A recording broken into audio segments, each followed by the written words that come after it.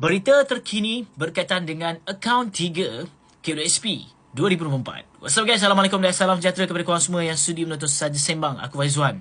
Berita ini adalah berita yang amat terkini yang ditunggu-tunggu bagi kalian semua sebagai pencarum-pencarum kat luar nak tahu bagaimanakah orang kata mekanisme yang telah disebut-sebutkan selama ini. Aku nak baca kenyataan media dan kenyataan media ini baru dikeluarkan tapi tarikh dia 22 April 2024. Jom kita tengok paparan ini.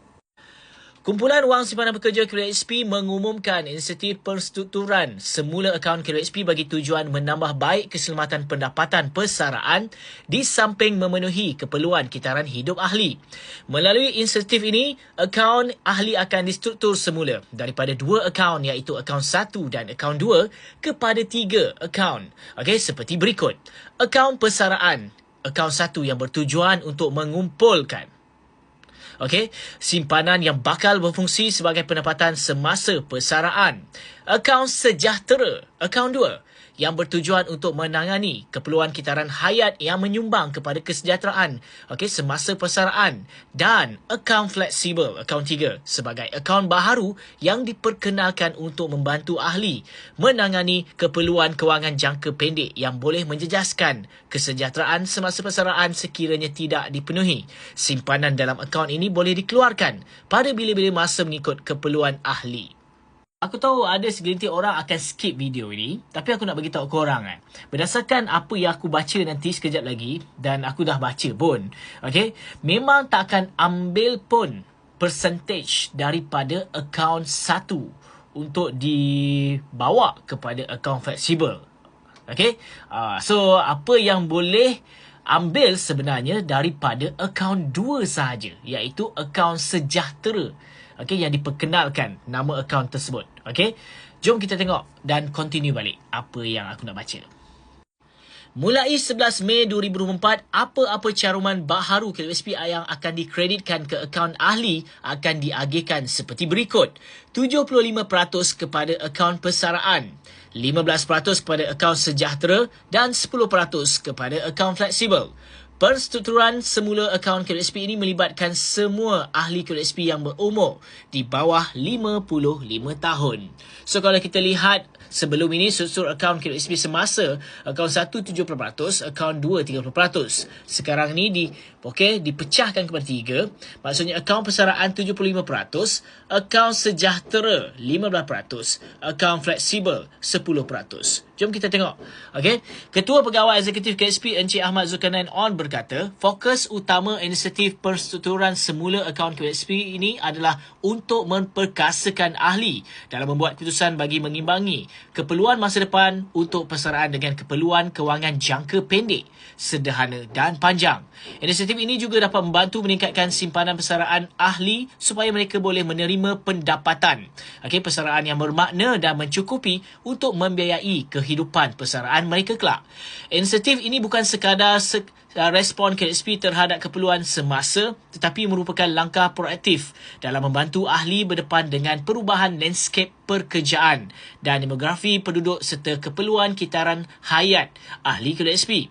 Dengan penambahbaikan ini, KWSP berusaha untuk memastikan setiap ahli KWSP dapat menguruskan kewangan mereka dengan yakin dan berdaya tahan dalam persekitaran yang dinamik dan mencabar ini. Tambah beliau. Ini yang aku nak cerita mekanisme perstrukturan semula akaun KWSP. Bermula pada tarikh kuat kuasa iaitu 11 Mei 2024. Semua ahli KWSP yang berumur di bawah 55 tahun akan memiliki 3 akaun, iaitu akaun persaraan, akaun 1, akaun sejahtera akaun 2 dan akaun fleksibel akaun 3. Simpanan semasa dalam akaun 1 dan akaun 2 akan kekal berada dalam akaun persaraan dan akaun sejahtera masing-masing. Manakala akaun fleksibel akan bermula dengan baki sifar. Selepas tarikh kuat kuasa, ahli mempunyai pilihan untuk memindahkan sebahagian daripada baki simpanan dalam akaun sejahtera mereka, iaitu sebelum ini akaun 2, sebagai amount permulaan ke akaun fleksibel. Maksudnya daripada akaun 2 tu korang boleh pergi ambil baki tersebut, tak tahu berapa ratus, nanti aku akan tunjukkan, ke akaun fleksibel nanti sebab dia berbaki 0. pada peringkat permulaan. Sekiranya ahli membuat pilihan amount permulaan ke akaun fleksibel dan akaun-akaun lain jika berkenaan adalah berdasarkan jumlah simpanan yang ada dalam akaun sejahtera, iaitu akaun 2. Ahli itu pada tarikh permohonan pilihan dibuat oleh ahli. Kaedah pindahan adalah mengikut pecahan seperti di bawah. Jom kita baca. Jumlah simpanan dalam akaun sejahtera adalah RM3,000 dan ke atas. Ini sekiranya akaun 2 korang ada RM3,000 ke atas. So, apa langkah yang boleh korang lakukan dari segi pindahan? 10/30. Okay? Daripada simpanan dalam akaun sejahtera akan dipindahkan ke akaun fleksibel. 5/30. Daripada simpanan dalam akaun sejahtera, akaun 2, akan dipindahkan ke akaun persaraan, akaun 1. Dan baki 15/30 akan dikekalkan dalam akaun sejahtera. Okay, so korang nampak kat sini lah. Okay, nanti aku akan bagi tahu detail.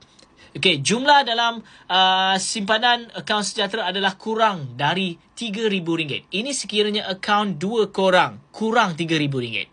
Pindahan akan dibuat seperti berikut. Okey, bagi akaun sejahtera yang mempunyai simpanan RM1,000 dan ke bawah, semua amount dipindahkan ke akaun fleksibel.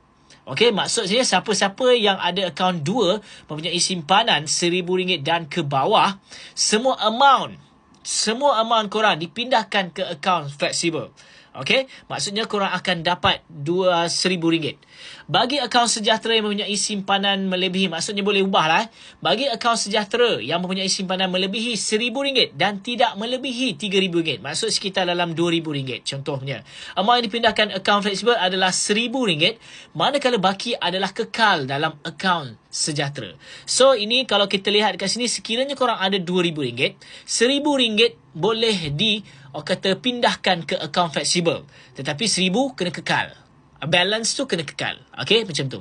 Ini memang tiada pindahan akan dibuat ke akaun persaraan. So, tiada akaun 1 akan dimasukkan dekat situ sekiranya korang mempunyai RM1,000 ke bawah. Atau bukan, RM3,000 ke bawah. Okey. So, kalau kita lihat kat sini, ini dari segi orang kata jadual dia lah. Okay, so nanti aku akan maklumkan lebih detail lagi. Okay, bagaimana untuk aku boleh jelaskan dalam bahasa yang mudah supaya korang boleh faham. Dan setakat ini info yang aku boleh sampaikan kepada korang semua, yang mana kalau kita memang tak dimaklumkan, akaun persaraan itu akan diambil untuk dimasukkan ke dalam akaun ketiga itu. Okay, itu saja yang aku dapat kongsikan. Jangan lupa share. Aku Faizuan. Assalamualaikum.